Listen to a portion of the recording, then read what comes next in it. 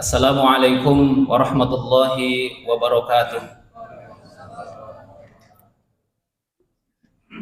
Alhamdulillah, salatu wassalamu ala rasulillah wa ala alihi wa ashabihi wa mawalah, amma ba'd.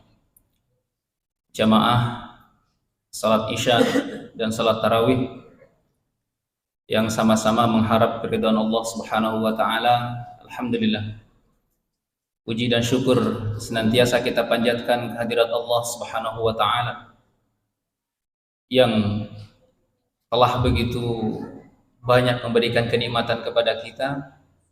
Salah satunya di malam hari ini, alhamdulillah, kita bisa menikmati indahnya sholat berjamaah di masjid yang kita cintai ini, yang ini merupakan sebuah kenikmatan yang sangat besar sekali, sebuah kesempatan yang diberikan oleh Allah subhanahu wa ta'ala yang tidak diberikan mungkin kepada setiap orang. Di saat ini bisa menikmati indahnya sholat berjamaah, karena tentunya hadirnya kita di masjid ini bukan karena fisik kita yang kuat, rumah kita yang dekat, badan kita yang sehat ya Pak, tetapi kemudian karena atas izin Allah subhanahu wa ta'ala. Dan kita memohon kepada Allah, selain kita diizinkan untuk beribadah di masjid yang mulia ini, juga mudah-mudahan amalan yang kita lakukan mendapatkan ridho dari Allah subhanahu wa ta'ala. Ada banyak dalil yang menjelaskan tentang keberkahan, tentang keutamaan, tentang fadilah, kemuliaan di bulan Ramadan, yang mungkin sudah banyak dibedah, sudah banyak dibahas oleh para ustaz, oleh para kiai, baik itu secara luring, secara langsung, ataupun kita melihat di tayangan-tayangan secara online. Tetapi kemudian di dalam kesempatan ini izinkan kami kembali menyampaikan ulang, mungkin begitu bahasanya, sebuah hadis di dalam Sunan Ibnu Majah, di mana sahabat Rasulullah sallallahu alaihi wasallam yang bernama Thalhah bin Ubaidillah, salah satu sahabat yang dijamin masuk surga, pernah bercerita, inna rajulaini min baliyin qadima ila Rasulillah sallallahu alaihi wasallam. Ada dua orang laki-laki dari baliyin, dari suku Qudaa, datang menghadap kepada Rasulullah sallallahu alaihi wasallam, wa kana islamuhuma jami'an, dan mereka masuk Islam dalam waktu yang bersamaan. Datang menghadap kepada Rasulullah, dua-duanya masuk Islam. Kata Thalhah, wa kana ahaduhuma ashadda ijtihadan minal akhar. Yang satu ini kelihatannya dalam pandangan Thalhah itu lebih bersungguh-sungguh di dalam beragama. Dalam bahasa kita kayaknya yang satu lebih soleh, lebih alim, lebih sering dia berjamaah di masjidnya, lebih banyak sedekahnya, lebih banyak ibadah-ibadah dia lakukan. Kemudian apa yang terjadi? Faghazal mujtahidu minhuma. Orang yang kelihatannya lebih soleh ini dalam pandangan sahabat Thalhah ikut berjihad di jalan Allah, tsummastushhida, kemudian dia wafat dalam keadaan syahid. Wa makatsal akharu ba'dahu sanatan. Sementara yang satunya lagi, teman yang sama-sama masuk Islam tadi, itu masih diberikan kesempatan hidup selama 1 tahun. Tsumma tuwfiya, kemudian dia pun wafat. Artinya dua-duanya sahabat ini setelah wafat. Setelah lama kemudian Thalhah bermimpi. Mimpinya di mana? Beliau bermimpi berada di pintu surga. Ini keutamaannya para sahabat. Mimpinya pun keren ya. Mimpinya berada di mana? Di pintu surga. Masya Allah, luar biasa. Sedangkan kita ya, mimpinya apa Pak? Pengalaman mimpi kita apa? Dikejar-kejar binatang, dikejar-kejar hantu yang tidak ada itu gitu ya. Ketakutan sampai kita jatuh gitu ya. Atau mungkin pengen kencing yang tidak bisa-bisa itu, karena ya dalam mimpi begitu ya. Mimpi kita seperti itu. Mimpinya sahabat keren, mimpi Thalhah berada di pintu surga. Lalu kemudian mimpinya ini diceritakan pagi-paginya itu, diceritakan kepada para sahabat yang lain. Ternyata katanya para sahabat yang lain juga pengen, ya. Pengen mimpi apa? Pengen mimpi di pintu surga begitu.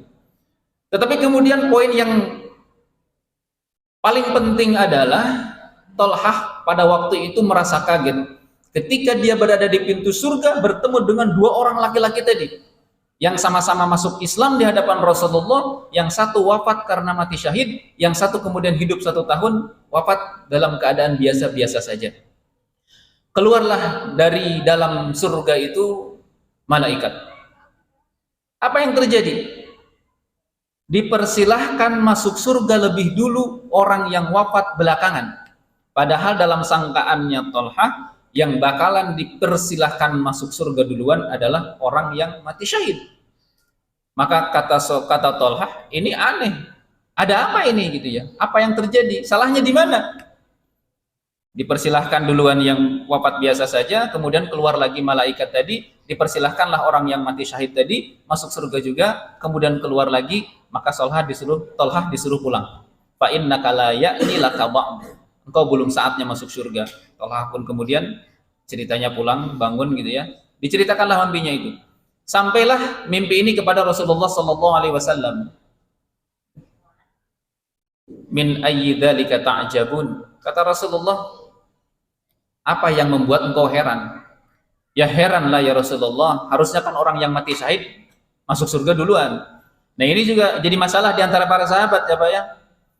Di antara para sahabat itu iklim fastabiqul khairatnya tinggi sekali. Berlomba-lomba dalam kebaikan itu betul-betul terasa begitu. Kalau infak, banyak-banyakan infak betulan, banyak-banyakan sedekah betulan, bahkan dulu-duluan masuk surga pun betulan. Jangan sampai masuk surga didului orang lain begitu. Sehingga menjadi masalah, duluan masuk surga saja masalah. Sedangkan bagi kita yang penting masuk surga, mau duluan mau belakangan terserah, yang penting masuk surga. Di antara para sahabat tidak, waj'alna lil muttaqina imama, menjadi imam bagi orang-orang yang bertakwa itu lebih utama. Fastabiqul khairat, berlomba-lomba dalam kebaikan. Maka kata Rasulullah, beliau melakukan konfirmasi, alaisa wa qad makatha ba'dahu sanatan.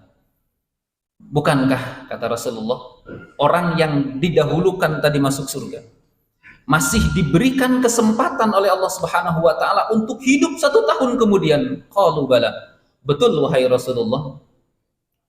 Wa adraka ramadhana fasoma, dan dia mendapati 1 kali Ramadan kemudian dia puasa di situ. Betul ya Rasulullah. Kemudian juga selama 1 tahun dia melakukan sholat dan ibadah-ibadah yang lainnya. Betul ya Rasulullah. Fama bainahuma ab'adu ma bainas sama'i wal ard, kata Rasulullah, jarak di antara keduanya seperti langit dan bumi. Luar biasa Pak. Dengan melewati apa? 1 kali Ramadan saja bisa menjadikan seseorang lebih duluan masuk surga melampaui orang yang mati syahid. Ya Pak. Inilah kemuliaan, inilah keberkahan yang diberikan Allah Subhanahu wa taala kepada kita. Maka kita yang malam ini, yang di tahun ini masih diberikan kesempatan oleh Allah Subhanahu wa taala untuk memasuki bulan Ramadan ini sudah seyogyanya. Kita bersyukur dengan memanfaatkan betul-betul fasilitas yang dikirimkan Allah Subhanahu wa taala kepada kita. Saya yakin jamaah, bapak-bapak, ibu-ibu, saudara-saudaraku di Masjid Nurul Haq ini sudah mempersiapkan jauh-jauh hari. Di bulan Ramadan ini sudah dipersiapkan targetnya seperti apa. Mungkin yang tiap tahun-tahun lalu hanya khatam 1 kali ditambah lagi. Mungkin khatamnya tidak hanya kemudian membaca Al-Quran sampai tuntas, sampai khatam 30 juz, tetapi kemudian juga diterjemahkan Al-Quran itu, dibaca terjemahnya sampai penuh, sampai habis. Atau mungkin punya target yang lain, tahun ini hafalan saya harus nambah minimal 1 surah, misalkan ya di juz ke-28, juz 29, juz 30. Yang hari ini mungkin baru hafal amma yatasaalun sampai selesai. Nanti di akhir Ramadan punya target, oke, saya akan lanjut di surah An-Nazi'at. Terus begitu ya, ada peningkatan. Tidak hanya stagnan di sini. Karena apa? Karena tadi mengejar keberkahan di bulan Ramadan. Mumpung ada Ramadan ini, mumpung kita masih bisa masuk di bulan Ramadan, bagaimana kemudian keberkahan yang Allah berikan ketika kita bisa mencontoh. Banyak sekali sebenarnya kisah-kisah mengenai tentang amalan-amalan orang soleh, amalan-amalan para sahabat yang kemudian diapresiasi baik itu oleh Rasulullah Sallallahu Alaihi Wasallam ataupun kemudian langsung ya diceritakan oleh sahabat-sahabat yang lain yang bisa kita kaji sebenarnya, yang kemudian bisa kita jadikan ibrah, sehingga apa? Sehingga menjadi penyemangat kepada diri kita ya. Tidak hanya stagnan ya, keimanan kita itu kan terus ditingkatkan gitu. Keislaman kita, ketakwaan kita ditingkatkan terus, amalan-amalan kita secara kualitas, secara kuantitas juga kita tingkatkan. Ada target-target tertentu gitu ya ketika memasuki bulan Ramadan, sehingga sudah di list itu.